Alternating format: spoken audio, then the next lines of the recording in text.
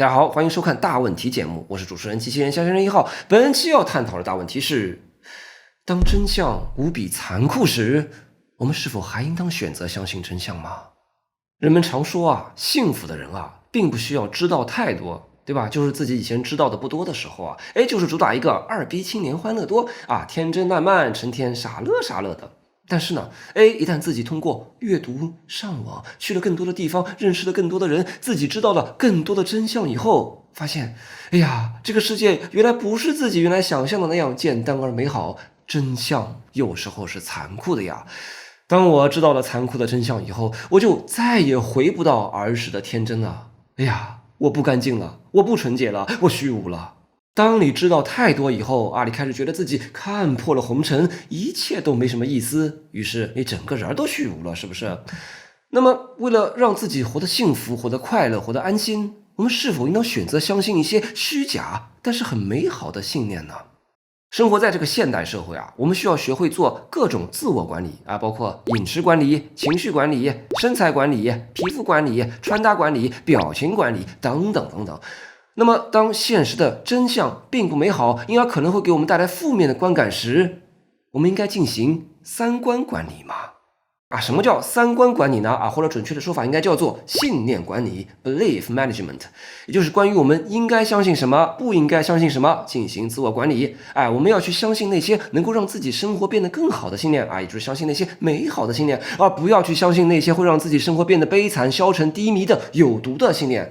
那在这种情况下呢，我们就要管理好自己对生活和世界的印象，管理好输入源不该看的新闻不看，不该读的书不读，不该关注的人不关注，我们只关注那些能够让我们产生正能量信念的事情，这样我们才能积极乐观的生活下去嘛。那有人就说了，这个什么信念管理不就是自我催眠、自我 PUA 吗？你为了活得安心，逃避所谓残酷的真相，你就对真相充耳不闻，像个鸵鸟一样一头扎进土里我不管我不听，反正我就要相信世界是美好的，那这不就是自欺欺人吗？但有人就反驳说你以为我们生活中的每个人都是以科学家的态度来生活的吗？你这是站着说话不腰疼啊！生活哪有那么简单啊？生活不只有眼前的真相。比如说呢，你最近发现自己的伴侣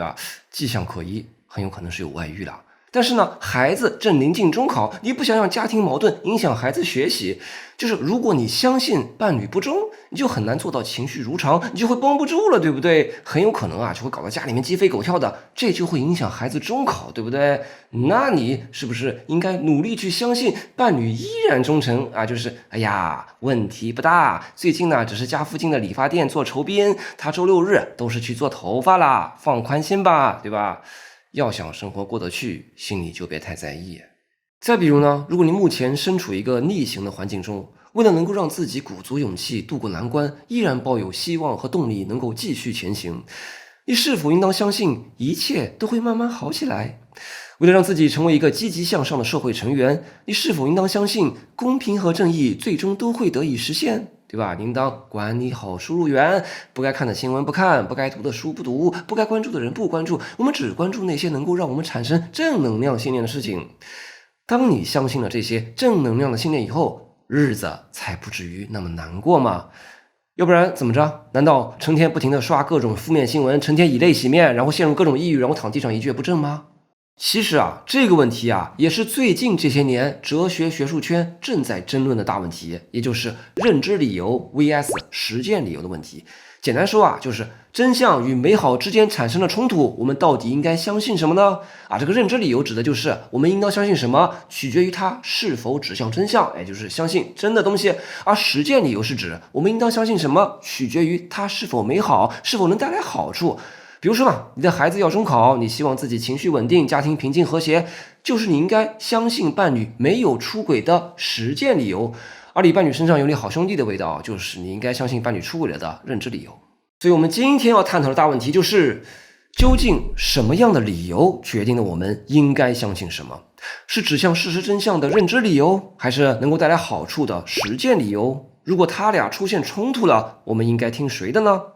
为了回答这个大问题，本期大问题节目邀请了3个派别的哲学家。他们分别是以哲学家托马斯·凯利等人为代表的证据主义，以哲学家巴里·马奎尔等人为代表的实用主义，以及以哲学家苏珊娜·利纳德等人为代表的多元主义。我们将会分享这3个派别哲学家对本期大问题的看法，并且呢，每介绍一个派别的同时，也分享其他派别对这个派别的批评与回应，最终需要你来评一评哪个派别的看法更有道理。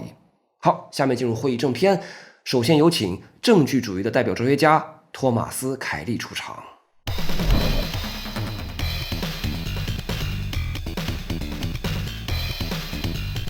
在正式进入讨论之前啊，我们首先明确一下我们今天讨论的论域啊，这个哲学讨论咱们还是严谨一点嘛。今天的讨论有3点需要提前说明一下。第一呢，就是我们今天讨论的是应当相信真相还是应当相信美好啊，讨论的都是应然啊，而不讨论实际上人们会相信真相还是美好啊。那第2点说明呢，就是这个实践理由所支持的能够带来好处的信念啊，这里所讲的好处啊是非常宽泛的啊，不单单是指什么物质利益、升职加薪这样的好处啊，我们就可以把它理解为广义的美好吧，泛指一切相信它就能让我们生活得更好这样的信念啊。那除了物质利益呢，它还包括让我们感到幸福、快乐、舒服、心安啊，也包括道德理由和对习俗的考量啊，比如说我们相信这个世界是公平正义的啊，这就是个道德理由嘛，这些都包含在实践理由的广义的美好里边。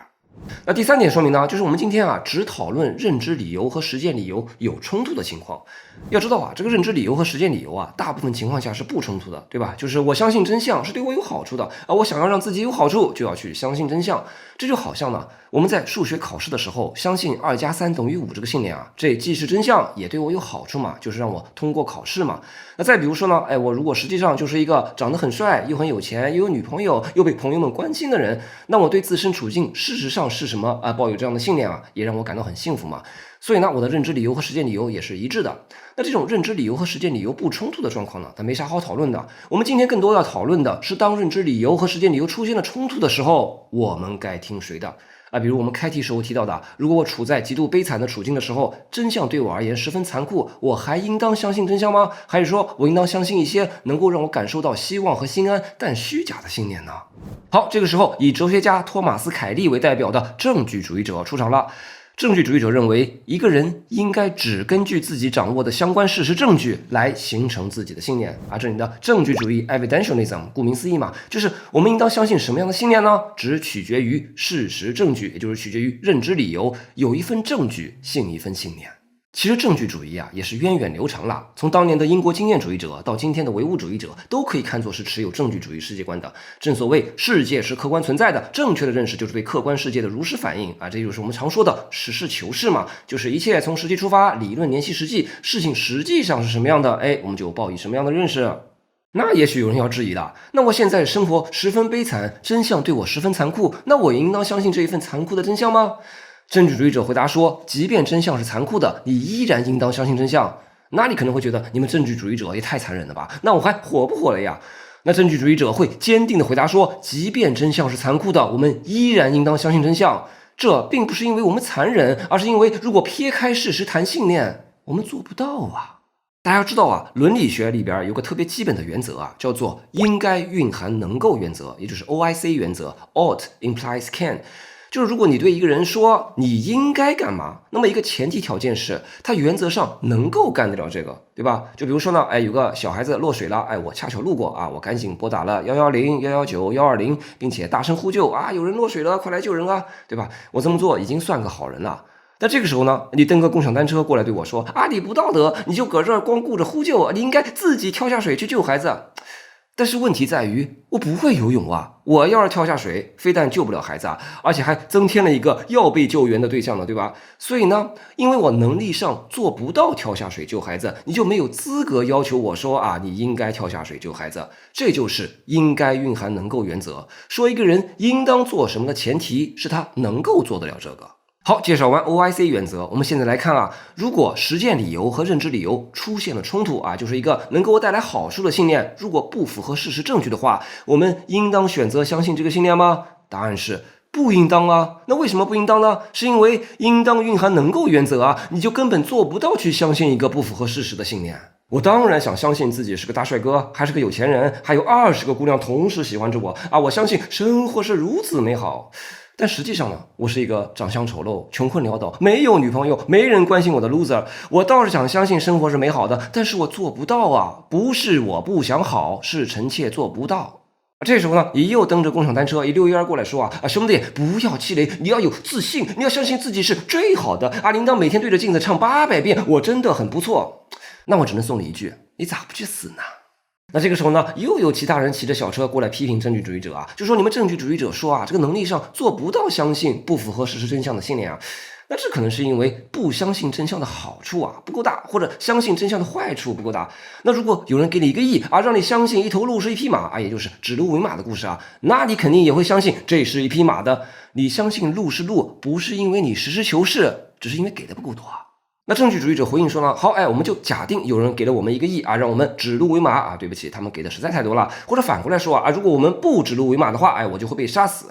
那在这种情况下呢，我为了获得巨大的好处，或者为了躲避巨大的坏处，我们的确可以做到指鹿为马。但是这不是你相信这头鹿是马你只是撒了谎你撒了谎骗了别人，但骗人骗不了自己你自己内心里边依然相信这其实是一头鹿的呀。对吧？这种事情太多了比如说妻子为了鼓励丈夫说老公你真棒当然妻子这么做是出于善意，因为她爱她的丈夫，不希望自己的丈夫感到难过。但她自己心里面也知道这不是真的，这不符合事实证据这只是为了鼓励丈夫说了一个善意的谎言。证据主义者认为我们相信什么样的信念根据的理由仅有认知理由。这大部分情况下呢，实践理由和认知理由是不冲突的，但是一旦出现了冲突，真实和美好出现了矛盾呢，舞台上有的只有认知理由，实践理由根本没有资格上场，因为虚假的愿景哪怕再美好，它的事实证据面前也不堪一击。当我们的生活遭遇到不幸，当我们处在悲惨的生活境况之中，我们依然应当相信真相，而不是给自己编造一个虚假的幻象来自我麻醉，这更是无益于改善自己的境况。我们只有认清了真相，才谈得上去改善生活，因为自己骗自己就等于愚蠢，从未听说过我们凭借愚蠢能改善自己的生活的，无知带不来幸福生活。套用罗曼·罗兰的名言，真正的英雄主义在于认清了生活的真相以后依然热爱生活，而不是置真相于网文，自己骗自己其实自己生活惨的一批，还非得相信自己是全世界最幸福的人。这么做倒不是说你懦弱，在证据主义者看来，这根本就是做不到的事情。好，证据主义者的观点呢，如果用一个形式化的论证来表述的话，就是前提一是，如果主体 S 应该因为理由2相信某命题，那么主体 S 肯定就能够因为理由2相信某命题这个前提一其实就是应该蕴含能够原则嘛。那么前提2是主体 S 不能因为实践理由相信某命题也就是臣妾做不到嘛。那么结论就是主体 S 不应该因为实践理由相信某命题，论证完毕。所以在这个意义上呢，在证据主义者看来根本不存在什么信念管理或者三观管理这样的事儿事实证据是什么样的，我们就相信什么样的信念。好，介绍完证据主义者的看法，接下来我们来介绍对证据主义的批评以及相关回应。对证据主义者的一种批评是就是他们让信念变成了状态的某种例外这什么意思呢？这个批评的提出者呢，也就是后面要出场的多元主义的代表人物苏珊娜·利拉德，他就认为呢，我们说相信某个命题其实就是一种状态 state就比如说呢，我相信今天是晴天我相信生活是美好的，这种相信呢都是一种状态就如同呢在穿衣服在上班一样都是一种状态。而我们穿衣服上班这些状态的理由，那显然都是实践理由它不会是认知理由，对吧？我上班是为了拿工资，不是因为上班会将我引向某个真命题那就算是科学家上班，你如果不给他批科研经费，不给他开工资，不给他评职称，你看他还去不去上班？那在这种情况下，利拉德就认为那既然状态的规范性理由都是实践理由大白话说就是，那既然我们应当进入什么样的状态，都取决于这个状态能给我带来的好处，那凭什么唯独相信这个状态就不一样就他头上长犄角，要以认知理由为规范性理由呢？那对于利拉德的批评呢，证据主义者凯沙夫辛格给出了一个回应辛格就说这个利拉德把相信这种状态和在上班在穿衣服这种状态归为一类是很奇怪的。怎么讲呢？就这个在上班在穿衣服这类状态呢，是由动作构成的我们可以称之为是一种动作状态。而相信这个状态它不是一种动作状态是我们的心灵意向或者指向某个东西的一种心灵状态。要知道啊，心灵状态和动作状态是完全不同的两种状态啊。和相信这种心灵状态属于同一类状态的，不是上班、穿衣服之类的动作状态，而是像羡慕、恐惧、憎恨等等这样的心灵状态。而这种心灵状态的规范性来源啊，也就是我们应当抱以什么样的心灵状态，它就不是以实践理由为依据的啦，而是以适切性为依据的了啊。这个适切性简单理解就是适合的东西，而不是有好处的东西啊。我们应该羡慕适合羡慕的东西啊，比如说我们应该羡慕具有美好品质的东西，而不应该羡慕丑恶的东西。我们应该畏惧适合畏惧的东西，比如说我们应该害怕野生老虎，但不应该害怕在播放动物世界的电视机，对不对？我们应该憎恨适合憎恨的东西，比如说我们应该憎恨实施性骚扰的人，而不应该憎恨性骚扰的受害者，对不对？那么同理呢，关于相信这个心灵状态的适切性是什么呢？就是认知理由啊。我们应当相信什么命题呢？我们应当相信得到事实证据支持的命题，不应当相信和事实证据不相容的命题，就是这么简单啊。我们应当相信鹿是鹿，而不应当相信鹿是马。虽然呢，我可能迫于利益或者压力啊，嘴上对领导说了这头鹿是一匹马啊，这么一说是一个动作状态。采取什么动作的理由啊，确实可以是实践理由，但我的这种动作状态依然改变不了我心里面其实相信这就是一头鹿的心灵状态的呀。这就是证据主义者辛格对利纳德的批评给出的回应。好，介绍完证据主义及其批评与回应，接下来我们有请以巴黎马奎尔为代表的实用主义者出场。在这个实用主义者登场之前啊，为我们自己的产品先打个广告啊。我们目前做了2个产品提供给大家，一是我做的课程《论证与说服50讲》啊，已经上线了啊。这门课程呢，分享的也就是就像咱们大问题节目里面如何做到像哲学家一样把道理说清楚，让别人能够听懂自己的意思，能够说服别人接受认可自己的看法。那如果学会了论证与说服，想找人练练，那就欢迎支持我们提供的第2个产品 Agora 讨论社区啊。目前社区里面已经有各行各业喜欢和人探讨大问题的会员朋友啊，通过腾讯会议的方式啊，我们设立主持人，每天精选一些有意思、有注意的大问题啊，大家一起把问题讨论清楚，思考透彻，提升认知啊。这个课程和讨论社区的报名链接在置顶评论里面。如果希望咱们这个哲学小频道还能够持久的做下去的话，欢迎各位看官朋友支持一把我们这个哲学小频道。好，打完课程和社区的广告，我们回到本期大问题的讨论之中。接下来有请以巴黎马奎尔为代表的实用主义者出场。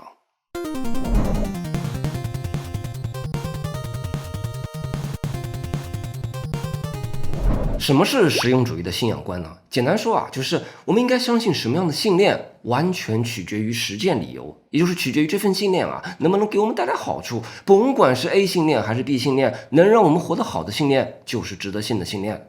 一个经典的例子呢，就是我们去庙里面烧香拜佛啊，搞得很虔诚的样子，宁可信其有嘛。但其实你为什么信仰的这么虔诚呢？是你做出了什么仔细的调研和严谨的考证啊，证明了神仙具有极大概率是存在的吗？不是的啊，你信仰的这么虔诚，不就是因为你期待着神仙能够保佑你明年考公上岸吗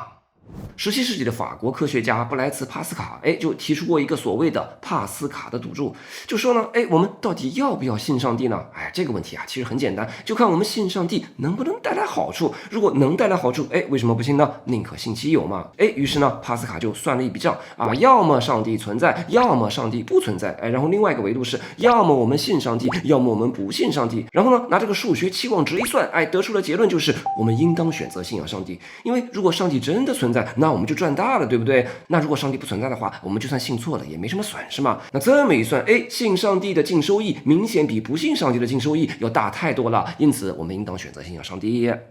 咱也不必说信上帝得永生这么虚幻的信念啊，咱就说点日常的信念。如果我们相信世界是美好的，我们就会活得很愉快，很安心。那为了让自己心情愉快，为了这样的实践理由，我们干嘛不相信这些能带来好处的信念呢？按照这个证据主义者的看法呢，事且警示认知理由决定了我们应该相信什么样的信念啊。但是在实用主义者看来啊，正好是反过来的，事且警示实践理由决定了我们应该相信什么样的信念啊。这个人的认识，人的信念啊，它并不是像一个被动的镜子一样反映这个世界上的真相啊。这个人呐，是有主观能动性的，是实践理由决定了我们应该相信什么啊。用我们常说的话就是是实践决定了认识嘛，对吧？正所谓实践是认识的来源，实践是认识发展的动力，实践是检验认识真理性的唯一标准，对不对？我们抱以什么样的认识，什么样的信念啊，不就是看它是否有利于我们的实践吗？正所谓认识本身不是目的，改造世界才是认识的目的。什么样的信念有利于我们改造世界、改善生活，哪怕它是虚假的，我们也信它。哲学家巴里·马奎尔占实用主义，他在他的论文里面举了下国际象棋的例子来说明，只有实践理由决定了我们应该相信什么我们这里换成中国象棋来说比如说呢，你跟一个对手在下中国象棋，根据象棋的规则和技巧呢，你下一步最优的走法是用马把对面的一个炮给吃了。也就是说呢，跳马吃炮是按照象棋规则而言最正确的选项。那么，假如你是在进行一场正常的普通象棋比赛，你当然就应该跳马吃炮。但是呢，也可能有另外一种情况，就是你在陪领导下棋，你如果直接跳马吃炮，很可能就导致领导立即就输了这盘棋，对吧？你太想进步了，你不能让领导输得这么难堪，那么你就不应该跳马吃炮，你假装没看见或者干脆就是忘了马是走日的吗？难道不是飞田的吗？我现在脑子突然忘了象棋规则了。我们再假设另外一种情况就是你被外星人绑架了，外星人跟你下了一盘中国象棋你这局棋要是赢了，这个外星人呢就会拥有高科技，让你这辈子永远打光棍就是永远追不到喜欢的人。那你不仅不应该跳马吃炮，你就应该怎么烂怎么走，送对方把自己给将军了。那在这种情况下，你就不会怎么正确怎么走，而是怎么不正确就怎么走举这个下象棋的例子是想说明什么呢？是要说明无论你是在普通比赛中想要赢对手，还是在陪领导下棋不能让领导输得难堪，还是要想方设法的输给外星人，无论是哪种情况，都是实践理由在指导你应当如何下棋你应当如何下棋，并不取决于你是否正确的遵循了象棋规则，而是取决于你到底是想赢还是想输。即便是在第一种情况中也就是在和对手对弈的情况中你看似是按照所谓正确的规则跳马吃炮看起来好像是在遵循认知理由在下棋但你也不是为了跳马吃炮而跳马吃炮嘛，你依然是为了想要赢得这场比赛这个实践理由而正确的跳马吃炮。因此呢，马奎尔指出信念这事儿也和下象棋是一样的嘛。当然事实证据所指的所谓的真相是正确的，但正如我们并不总是该走正确的棋子，我们也并不总是该相信正确的信念嘛。在实用主义者看来根本没有独立存在的认知理由来指导我们应该相信什么信念在这个认知理由和实践理由不冲突的情况下呢，永远是实践理由统摄着认知理由去指导我们应该相信什么。这里实践理由是主人，认知理由在这里呢只是听命于实践理由的奴隶或者手段。而在认知理由和实践理由发生冲突的情况下呢这里实用主义正好和证据主义掉了个个儿那这种情况下呢，舞台上只有实践理由，认知理由根本没有资格上场那这时候呢，证据主义者就跳出来了，说不对我们之前不是提出了应该蕴含能够原则了吗？你让人们去相信一个与事实证据不符的信念，这根本就是做不到的嘛。这时候呢，实用主义者就要回应证据主义者拿了这个应该蕴含能够原则来做的这个挡箭牌了，就说谁说相信不符合事实证据的信念是做不到的？他当然能做到你们证据主义者真是太低估人类的信念系统是有多么大的弹性可供管理的了。一个最直观的例子就是对抑郁症患者的治疗比如说有一个严重的抑郁症患者他的境遇非常悲惨，以他的经历呢，他确实有充足的事实证据相信这个世界永远不会好了，他的人生一败涂地。但是如果他继续这样相信这些所谓真实的信念，他就会自杀轻生那这个时候呢，精神科医生呢就会使用一些与理性思考相悖的技巧来帮助他相信这个世界会好起来公平正义一定会到来比如说重复对他说你真好，你真棒，这个世界也很美好哦。再比如呢开一些药调整他的激素水平，甚至使用催眠术来治疗他，对不对？这个时候呢，这个抑郁症患者最应该做的不是相信证据支持的所谓的真相，而是相信能让他走出抑郁阴影的信念，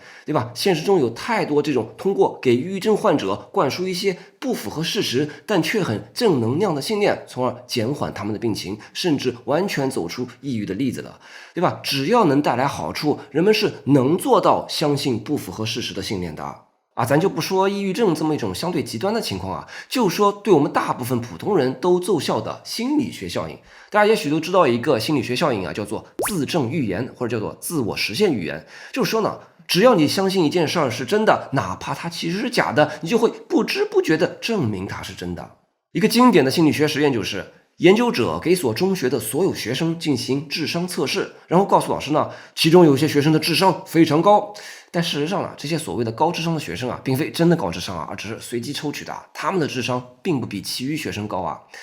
但是呢，这些被随机抽取的学生真的以为自己有高智商随后的实验结果非常惊人，就是那些被告知高智商的学生呢，来年的学习成绩真的取得了突飞猛进的进步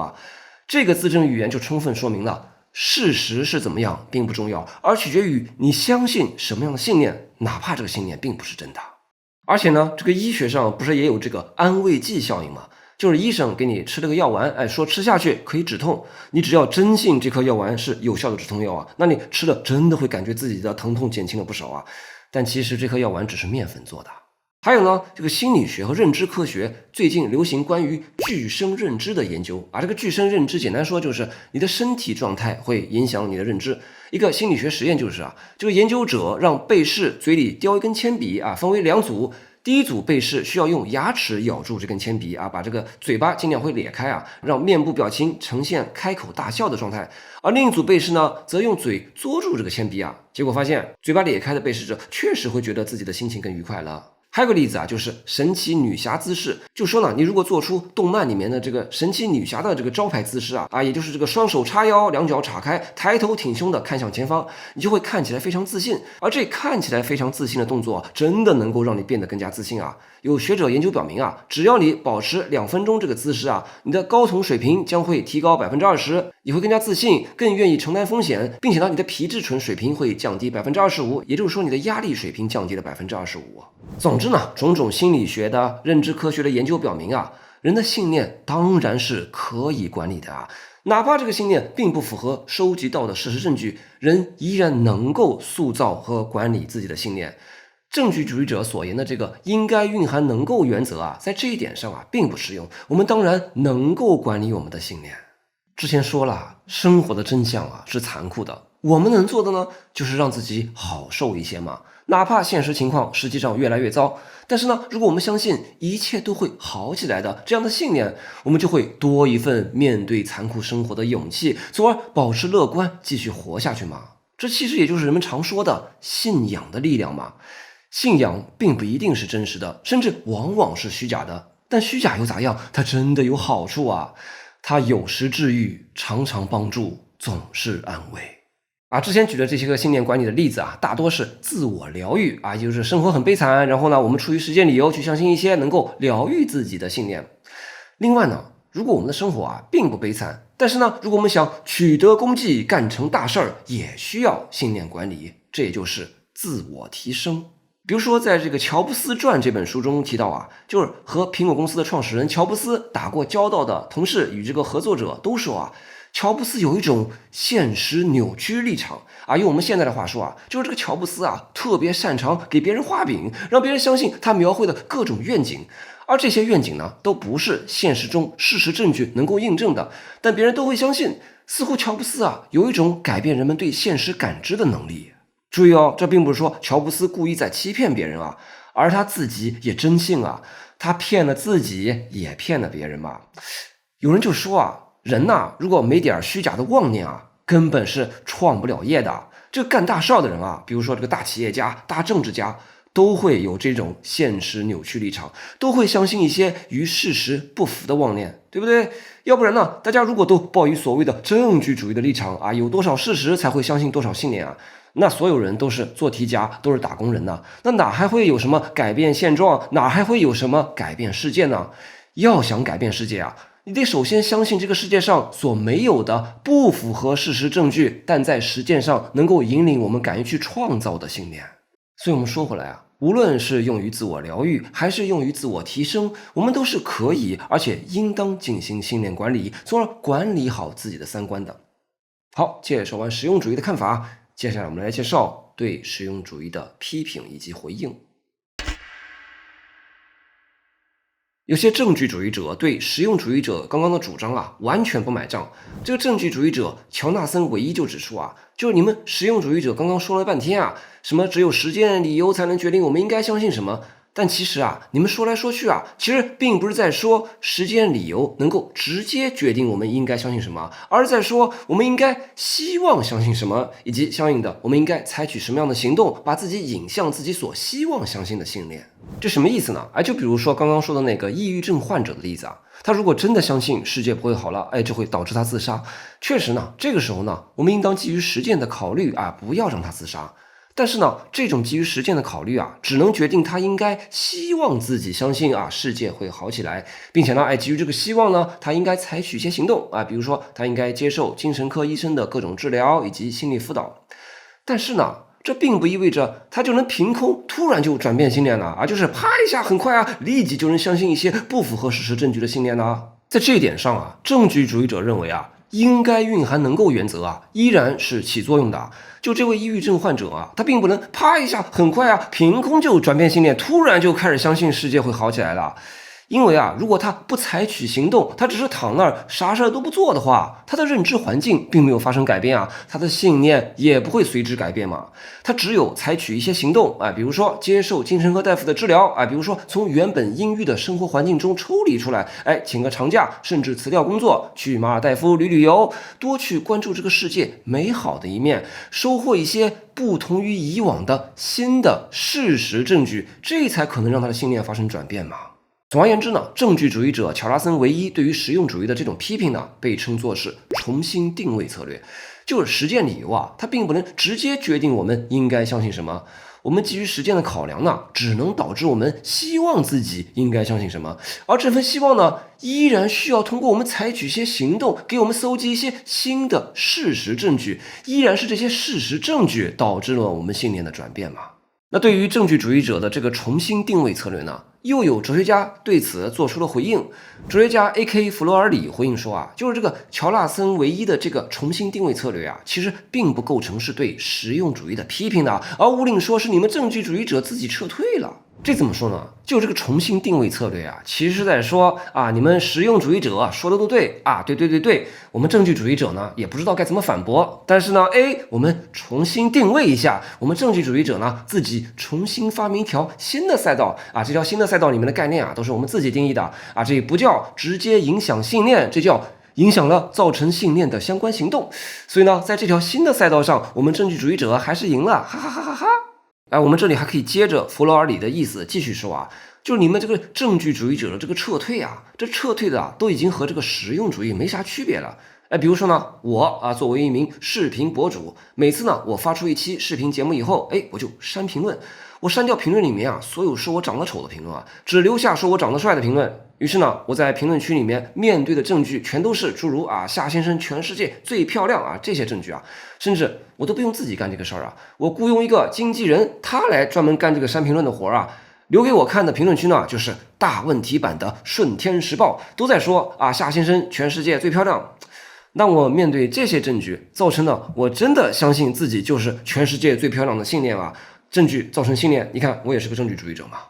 那有人说经纪人这么做，这不是有选择的在筛选证据吗？那人家经纪人也有理由说的啊，也有实践理由说的。夏先生看到夏先生全世界最漂亮这些证据啊，他的心情就会很好，心情很好，做节目的劲头就更大，更新频率就更快，更新频率越快，平台激励更多，赚钱嘛，不寒碜。那这么看来的话，这种撤退版的证据主义和实用主义还有什么分别呢？好，介绍完实用主义及其批评与回应，接下来我们有请以苏珊娜·利拉德为代表的多元主义出场。在这里插播一段会议说明啊，咱们这个大问题系列节目呢，典型的形式就是哲学家开会，一起来探讨和争论一个大问题。那有人就问夏先生，那你关于这个大问题的看法是什么呢？你别总做个不粘锅，没一点个人观点啊。如果想了解我对于这些问题的个人观点呢，欢迎扫码加我的个人微信，我就会把我对本期大问题的个人看法发个朋友圈和你探讨交流，并且呢，我也会分享一些我平日里个人的思考和心得分享一些我不好意思在平台上说的话算是我的个人专栏吧。好，会议说明就介绍到这儿，我们继续下半场的会议。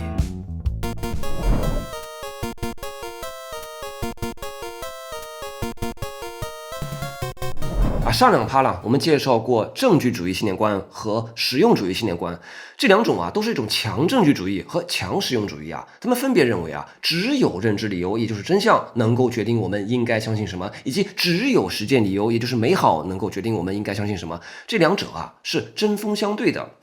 而现在要出场的多元主义，就说。哎呀，你们两派干嘛把话说的那么死啊？别动不动就说什么啊，只有什么什么什么才能什么什么。哎，于是呢，这个多元主义者啊，从袖口里面掏出了一个搅拌棒，说：“来，哎，我给你们两派调和一下。这个真相和美好呢，并不是只有其中一种决定了我们应该相信什么，而是两者都能够决定我们应该相信什么。”阿里听了可能觉得这个多元主义者不就是倒浆糊吗？啊，我既要我又要啊，这说也太简单了吧？哎，不是这样的哦。正是因为多元主义者啊，要把两种针锋相对的派别调和起来啊，他们其实面临着不小的论证难度的呀，因为它是两边不讨好的嘛。就是一方面啊，面对强证据主义，多元主义需要说明啊，并不是必须完全是啊一份证据才能有一份信念的，我们其实是能够根据实践理由来进行信念管理的。另一方面呢，面对强实用主义呢，这个多元主义者认为啊，这个强实用主义的自我 PUA 啊，确实有点太脱离实际了，就完全属于是自己硬骗自己啊，凭空硬给自己画大饼。那这种硬骗硬画大饼啊，在多元主义者看来啊，那确实有点难以做到啊，确实就有点违反应该蕴含能够原则啊，臣妾确实做不到。那多元主义者给出的是什么样的方案呢？啊，这个多元主义者是认同我们可以进行信念管理的啊，可以根据实践理由进行自我 PUA 的。但是呢，不同于强实用主义的硬骗啊，这个多元主义的自我 PUA 啊，结合了一些证据主义的实事求是的风格，属于是有理有据的自我 PUA。多元主义的代表哲学家苏珊娜·利纳德提出了两种路径来进行这种有事实依据的自我 PUA 啊，一种呢是以实践理由为主导，另一种是以认知理由为主导啊。我们先说第一种路径啊，也就是由实践理由主导，然后呢让认知理由提供事实证据作为手段去验证实践理由。哎，这怎么说呢？什么叫实践理由主导？就是我凭借实践理由啊，就是什么对我有好处，哎，我就相信了一个信念。但是呢，我也不能完全无凭无据的就相信了这个对我有好处的信念啊，我还得四处搜集事实证据，让证据作为手段来验证这个对我有好处的信念。哎，就比如说呢，你相信帕斯卡的赌注啊，认为信仰上帝呢是对你有好处的啊，你周末没事就去教堂拜一拜啊，宁可信其有嘛，万一上帝就保佑你考公上岸了，是不是？但是呢，单凭这个实践理由啊，也不能让你信仰坚定啊，你还是会将信将疑啊，你还是会怀疑，哎，这个上帝到底存在还是不存在啊？哎，于是呢，你就去搜集证据啊，经常去参加社区教会活动啊，这个牧师们呢都会跟你说，上帝是存在的，上帝会保佑我们的啊。你又听到好多教会里面的人呢跟你分享了他们的宗教体验，然后呢，哎，你又去读了托马斯·阿奎那的神学大全啊，又读了安瑟尔莫的宣讲，哎，你发现种种这些证据呢，确实就印证了你的信仰啊，于是你就坚定了对上帝的信仰。这第一个路径呢，就有点像这个律师的思维啊，就是委托人委托我去给他辩护啊，这是有好处的嘛，对吧？这个委托人给的实在太多了，我相信他是无罪的啊，这就是出于实践理由嘛。但是呢，我也不能凭空就给委托人辩护了，对不对？我还得去查阅卷宗啊，搜集证据啊，也就是基于认知理由找到可靠的事实证据，然后呢，我才能在法庭上有理有据的为委托人辩护，对不对？啊，这是利纳德提出的信念管理的第一种路径啊，是由实践理由主导的。那第二种信念管理的路径呢，是反过来由认知理由主导。认知理由为实践理由提供了可能性，也就是说呢，一个信念呢是必须先有事实证据作为支撑，我们才能选择到底要不要再根据实践理由去相信它啊。这什么意思呢？就是有些对我们有好处的信念啊，确实太离谱了，自己都骗不了自己去相信啊，确实有点违反这个 OIC 原则啊。比如说我之前举过的例子啊，就是我是一个长相丑陋的人，我确实就很难让自己相信自己是全世界最帅的人啊。那在这种情况下呢，认知理由作为主导的这个意思呢，就是认知理由有一票否决权。一个信念啊，它如果过不了认知理由这一关，那你就甭谈它到底能不能带来好处了。所以在这个意义上呢，这个第二种路径呢，是认知理由起主导作用的，认知理由起到了一个为实践理由奠基的作用啊。用利纳德的话说啊，就是赋能 empower， 认知理由赋能了实践理由。还是拿这个伴侣关系来举例子啊，你相信你的老婆很爱你啊，这是有利于维持你们的关系，维持家庭和谐的啊，这是对你有好处的信念。而你的老婆呢，目前表现的跟你很亲密啊，每天等你下班以后给你做香喷喷的晚饭，然后吃完晚饭夜深人静的时候呢，陪你聊康德聊黑格尔啊。虽然呢，你老婆的这些对你很亲密的举动和她白天趁你上班的时候去隔壁老王家串门啊是相容的，但至少呢，她没被你发现嘛，她至少还是在配合表演的嘛，至少呢，她的行动迹象还是为你想要相信她还是爱你的提供了事实证据的基础了嘛，那你至少还是可以选择放宽心的嘛。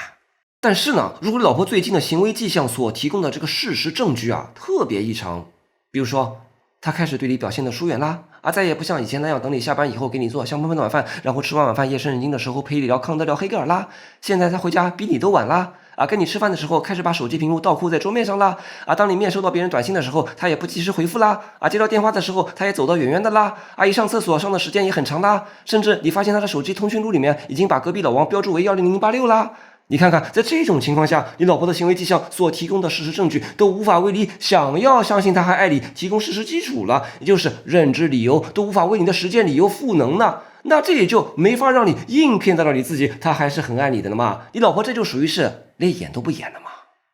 总之呢，我们说回来利纳德提供了2条有事实依据的进行信念管理的路径，一条呢是以实践理由为主导，认知理由提供验证的手段；另一条路径是认知理由主导，认知理由为实践理由提供了可能性，认知理由赋能了实践理由。所以呢，以利纳德为代表的这个多元主义就结合了证据主义和实用主义。我们是可以根据实践理由进行三观管理的，但管理不是硬骗，而是既要讲求美好愿景，又要讲求事实依据的这么一种有理有据的自我 PUA。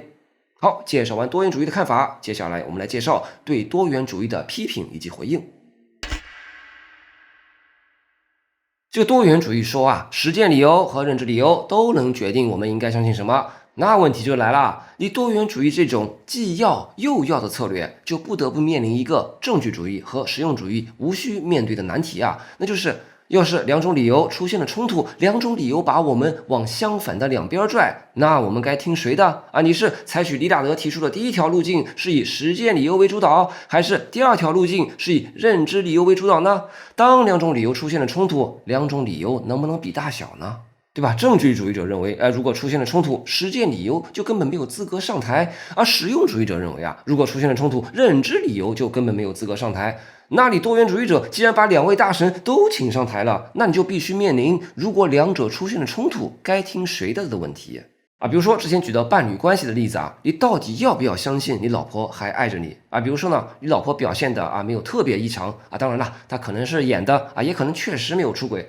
那这时候呢，她人在厨房洗碗这时候她手机来信息了，发信人是10086。那这个时候你到底是应当走以认知理由为主导的路径也就是去瞄一眼老婆的手机，从而搜集更多的事实证据来确认她是否出轨，还是走以实践理由为主导的路径也就是放宽心问题不大我不管我不听，我只是幸福的沉浸在回味老婆今晚为我做的香喷喷的晚饭之中呢，对吧？其实问题就卡在你对侦查伴侣是否忠诚这个认知理由的需求更高，还是你对维系家庭幸福和睦这个实践理由的需求更高呢？这2者哪个更重要？怎么比大小呢？对于这2种理由怎么比大小这样一个问题呢，不同的多元主义学者也是议论纷纷给出了一些回应。这些回应呢可以分为2派，也就是比不了派和比得了派。这个比不了派的代表人物是美国哲学家理查德·菲尔德，他就说咱就不比了，本来就没法比，我们就没法说总体上我们应该相信什么。菲尔德认为要是证据和好处把我们往两边拽那我们就只能说好吧，我们从认知上讲应该相信事实，而从实践上讲应该相信美好。但是在道理上就不存在一个终极裁决。当然了，我们可以自己瞎选一个，但这就是我的任意选择而已，谈不上应该或不应该，选哪个都是可以的。我都行，反正主打的就是一个我躺地上摆烂。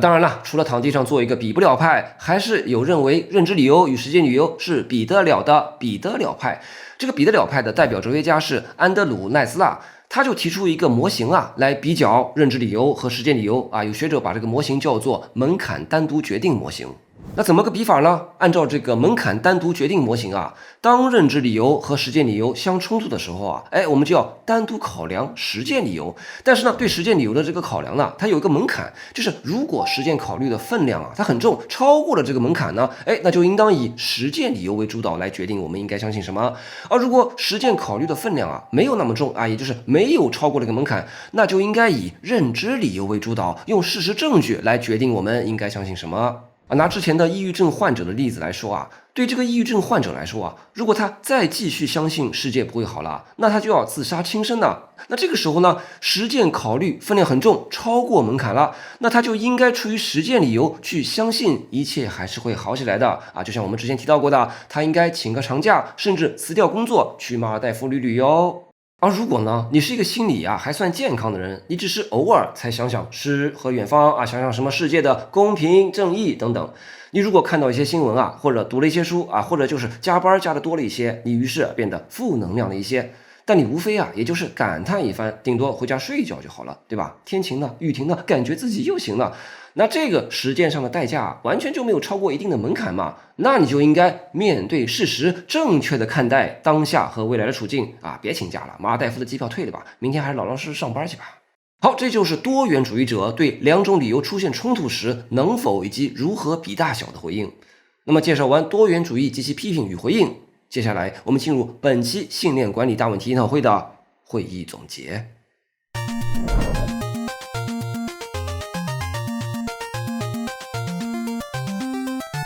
本期大问题节目，我们探讨了信念管理的问题，也就是我们应当基于什么样的理由来决定自己应该相信什么。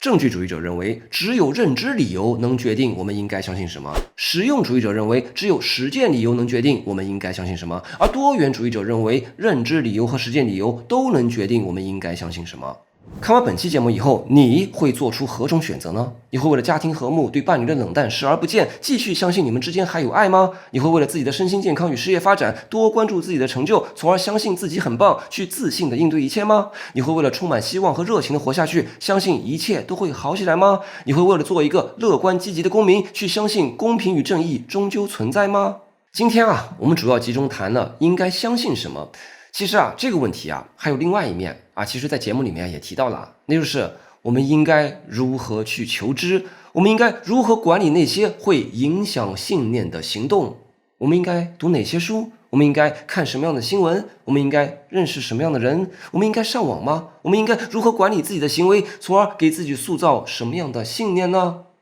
欢迎你也同哲学家们一起参与到对这个大问题的讨论之中，他们的看法发表完了，现在轮到你来发言了，请在视频下方投出你的一票，并发表你的看法。